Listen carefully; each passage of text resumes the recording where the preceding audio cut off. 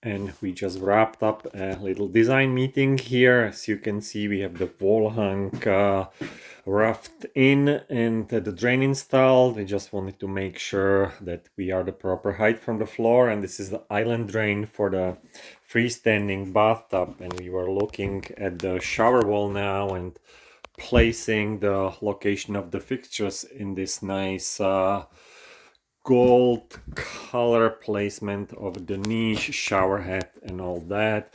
Looking at the tile, so this is our finished lowered floor for the linear drain shower tray. We picked the edging for the tile and look at the spacing. So this is the size of the mirror, wanting to make sure that the light fixture will not actually be overlapping the mirror, and the plug above the vanity is all in the right height.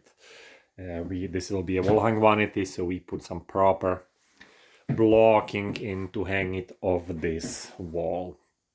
And next thing is we'll rough in the plumbing in the shower and close the walls with the curdy board and start playing with the tiles.